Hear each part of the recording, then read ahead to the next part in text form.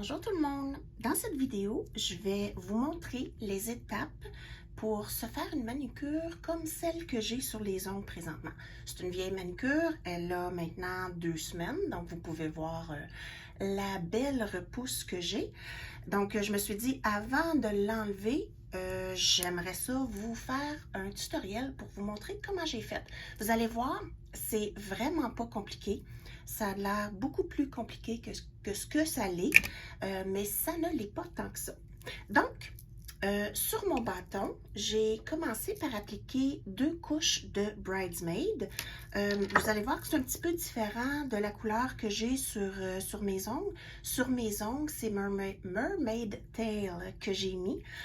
Et puis ensuite, pour faire le dessin, je vais utiliser le Eleganza pour la portion ici en brillant.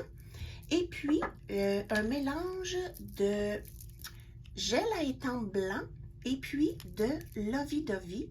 Je préfère quand je fais des dessins de mélanger avec le gel à étampe. Ça fait une consistance un peu plus épaisse. Si on prend juste le gel à étampe, je trouve que c'est trop épais, mais mélanger avec le vernis, ça finit par faire un mélange juste parfait pour faire des dessins qui coulent pas trop. Ensuite, les outils dont vous allez avoir besoin, un pointeur pour faire les petites feuilles et puis des pinceaux ligneurs pour aller faire votre ligne. Tiens, je vais enlever ça. Je vais utiliser le plus petit et le moyen. Ça va être pour aller faire les lignes et puis aussi pour aller faire les petites feuilles. Les petites feuilles, on sert du pointeur, puis après ça, on les allonge avec les pinceaux ligneurs. Et puis aussi, je me sers d'un pinceau diagonal. Mon Dieu, celui-là, il est plein de... Ben oui, c'est celui que j'ai utilisé pour faire ça.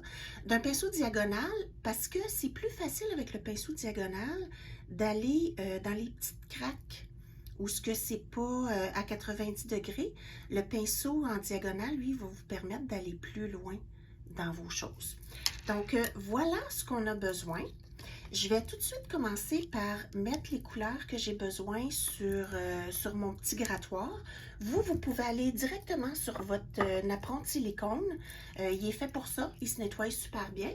Mais moi, parce que j'ai besoin d'avoir mes choses devant la caméra, ben, je préfère le faire sur ça puis l'enlever quand j'ai fini.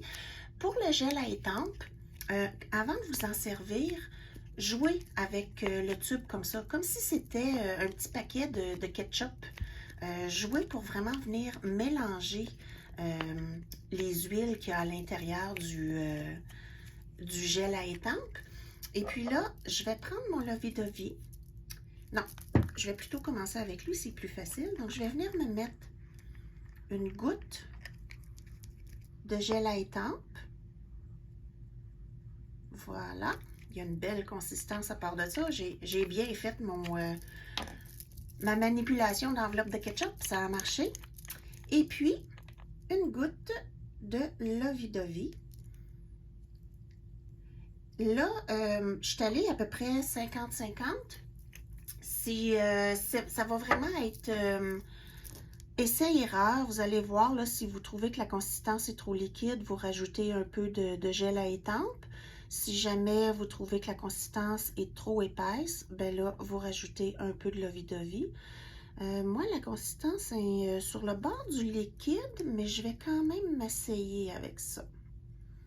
Donc là, avec une lingette nettoyante, je vais venir nettoyer mon embout, juste parce qu'il y en a trop épais pour faire mes petits points plus tard. Et puis, là, je suis prête à venir faire ma première ligne sur mon bâton.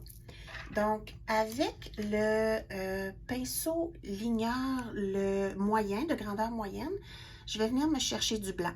Puis là, quand il n'y a pas de couleur sur votre pinceau, il faut vraiment que vous veniez imbiber chacun des poils avec du gel. Donc, vous le brassez comme ça dans votre gel pour vous assurer là, que toutes les poils sont bien imbibées. Et puis ensuite, vous venez les essuyer, puis en l'essuyant comme ça ramène les poils ensemble. Donc voilà. Et puis là, on vient faire une ligne, et puis ça prend pas énormément de talent, parce que cette ligne-là, ça va être notre ligne guide pour venir se mettre le vernis brillant. Je ne suis pas capable de l'enlever, je vais juste le pousser. Donc, la ligne, là, ça n'a pas d'importance. Vous la faites comme vous voulez. Vous pouvez voir là sur mes ongles, celle-là, j'ai vraiment fait un C. Celle-là est plus en S. Celle-là est plus dans le bout. Fait que c'est vraiment votre choix à vous. Vous la faites selon la forme que vous avez envie de la faire. Donc, je vais me promener un peu. Fait que je vais vraiment, là, aller avec pratiquement un C. Puis, je vais la relever rendue à la fin. Fait que voilà, c'est pas plus compliqué que ça. Pour faire les lignes, si vous ne voulez pas qu'elles soient trop épaisses, il ne faut pas peser trop fort avec votre pinceau. Mais à part de ça, il n'y a pas un gros secret pour les lignes. C'est vraiment, là, vous allez le voir, essai-erreur. Donc là, ça c'est ma ligne guide. Je vais la passer sous la lampe pendant une dizaine de secondes, juste pour qu'elle reste bien en place. Si jamais vous n'êtes pas contente de votre ligne, vous prenez une lingette nettoyante, vous l'essuyez, vous recommencez.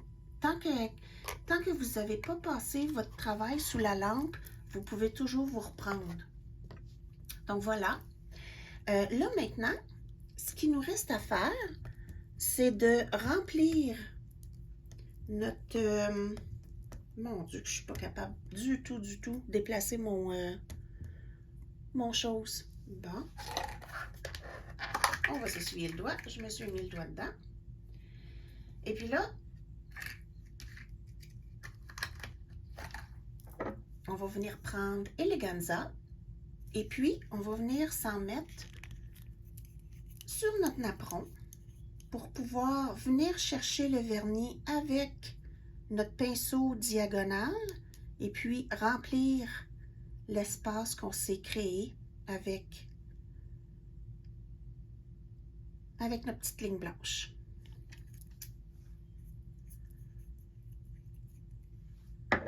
Donc là, encore une fois, on prend notre pinceau et puis on imbibe chacun de nos poils. Donc on le brasse, jusqu'à temps que tous les poils aient du vernis. Et puis là, on vient l'essuyer un peu pour pas trop en avoir. Et puis là, le travail de précision commence. Puis quand je vous dis un travail de précision, là, c'est quand même pas si compliqué que ça. Donc là, je vais pousser ça parce que je sais, je vais me mettre la main dedans. Voilà. Et puis là, on fait tout simplement que remplir à l'intérieur de notre petite ligne blanche. Puis là, vous voyez, là, avec le pinceau en diagonale, c'est super facile de suivre la ligne.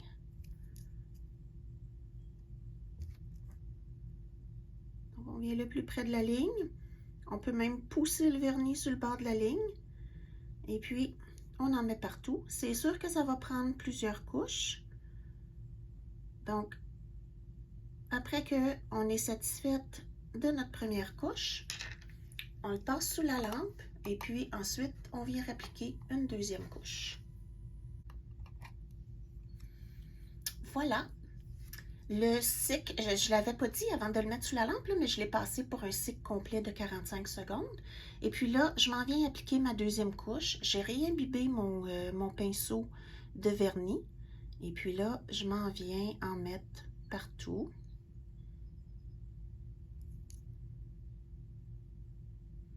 Puis c'est pas grave si vous touchez à votre ligne, parce qu'on va la refaire, notre ligne, après. Celle-là, c'est vraiment juste une ligne guide pour nous aider à faire notre dessin. Donc voilà, là je suis prête à faire un autre cycle complet sous la lampe. Et puis, vous pouvez, là, si vous voulez, faire le contraire, puis mettre tout ça brillant, puis ça juste avec le vernis pâle. C'est vraiment votre choix. Donc, un autre petit cycle de 45 secondes sous la lampe.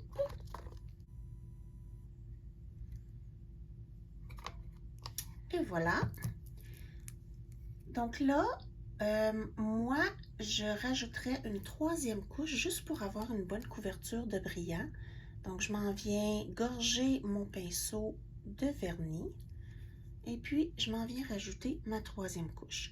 N'oubliez pas que c'est toujours mieux de faire plus de couches minces que d'en faire juste une avec beaucoup de vernis parce que si on met trop épais de vernis, ça risque de pas bien durcir sous la lampe. Et puis, c'est là que ça va soit décoller ou que ça risque aussi de faire des infections.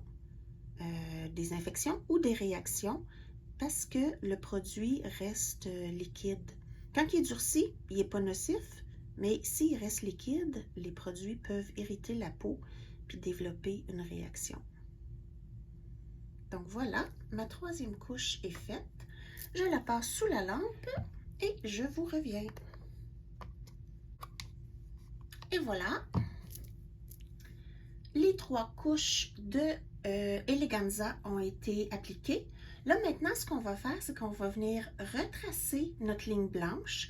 J'ai pas vraiment passé par-dessus, donc c'est vraiment pas absolument nécessaire, mais juste pour vous montrer que après que notre ligne est faite, là, c'est pas trop compliqué de refaire une ligne. Fait qu'avec mon pinceau ligneur moyen, je l'ai réengorgé de gel blanc. Et puis là, assurez-vous que vous mettez votre petit doigt sur le napperon avant d'appliquer votre ligne. Vous allez voir, vous allez être beaucoup plus stable comme ça. Donc là, je m'en viens et puis je retrace ma ligne. Vous n'êtes vraiment pas obligé de peser fort. Vous y allez délicatement. Et puis, c'est sûr que quand il arrive le temps de faire une courbe, c'est mieux de relever le pinceau puis de vous reprendre. Si on essaie de le faire juste d'un coup, ça fait comme ça m'a fait ici. Là. Je vais essayer d'agrandir. Je pense que je suis tout plus grand. Mais il y a une petite ligne qui dépasse. Donc, je vais juste venir la reprendre ici.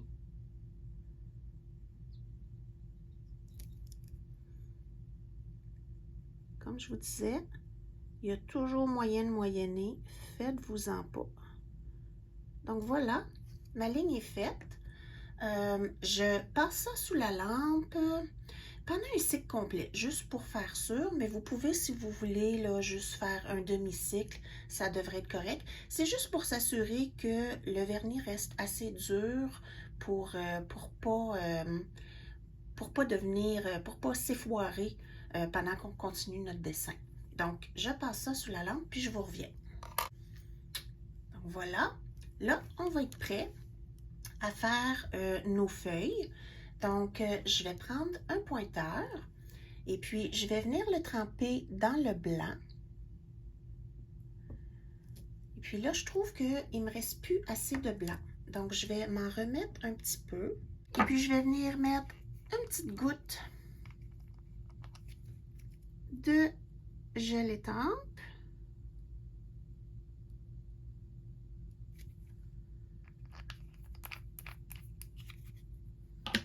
Et une goutte de lovey-dovey.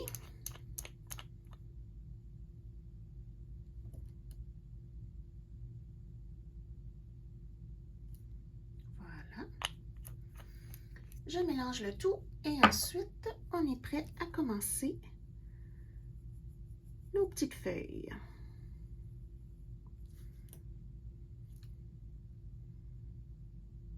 Voilà. Je nettoie mon pointeur et ensuite, on y va. Donc là, je m'en viens remplir mon pointeur de gel blanc et puis je me fais des points qui suivent ma ligne.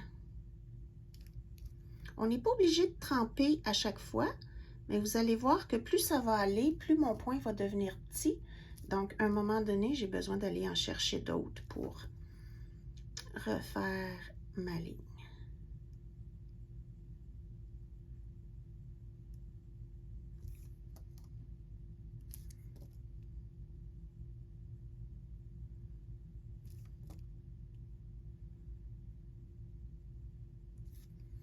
Ça ne me dérange pas si j'ai des points un peu plus petits. Les feuilles vont tout simplement aller en rapetissant, mais je veux les avoir quand même assez gros plus bas. Donc, je vais venir en refaire quelques-uns. Voilà. Et puis là, une feuille sur le bout. Une fois que ça c'est fait, là, on va venir prendre notre petit pinceau ligneur, celui-là, et puis je vais venir lui mettre du gel blanc, juste pour gorger toutes mes poils de pinceau. Et puis là, je vais venir, puis je vais agrandir chacun de mes petits points pour en faire des feuilles. Donc, je vais commencer avec celle du bout. On prend notre petit point, puis on l'allonge. C'est pas plus compliqué que ça. Et puis là, on fait la même chose avec chacun de nos petits points. On allonge.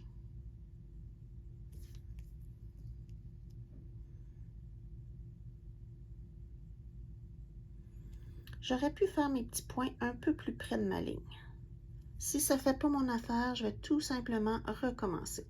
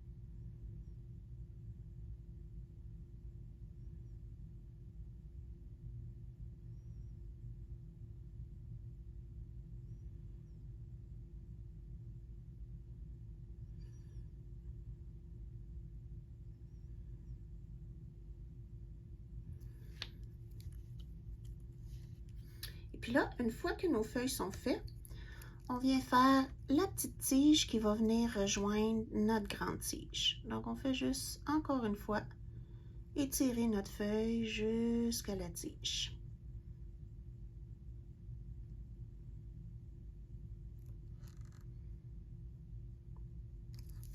Si jamais vous avez peur de manquer votre coup, vous pouvez toujours faire moins de points à la fois. Et puis, à chaque fois que vous êtes satisfaite de vos feuilles, vous les faites durcir. Mais après que vous avez fait tous vos points, là, vous ne pouvez pas durcir juste un point à la fois, là.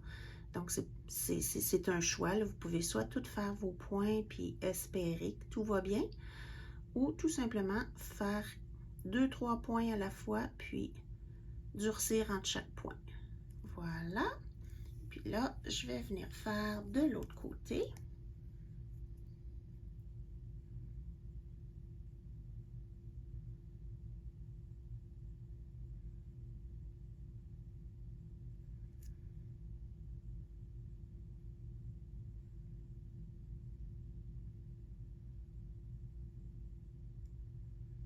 Et une petite dernière.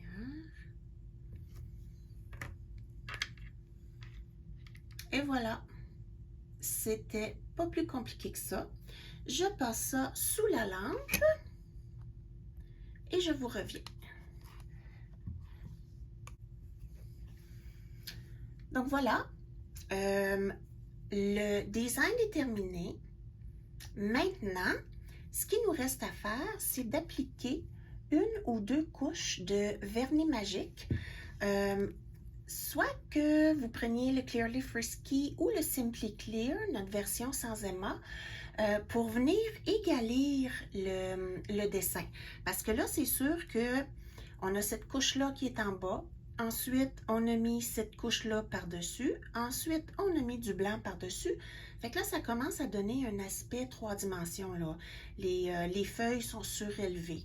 Donc, si vous voulez venir donner un aspect tout égal à votre dessin, le secret, c'est le Clearly Frisky ou le Simply Clear. Ces vernis-là transparents, c'est des vernis quand même assez visqueux. Fait que ils donnent une bonne épaisseur à la manucure. Puis la beauté, c'est qu'ils s'étendent très facilement. Donc, ils vont venir remplir les trous, puis être plus minces où le dessin est surélevé. Donc, ça va vraiment venir tout égalir le dessin. Puis, on ne verra plus les différences d'auteur entre les différentes couches de vernis qu'on a mis. Donc, voilà. Je passe ça sous la lampe, puis ensuite, je vous montre le résultat final.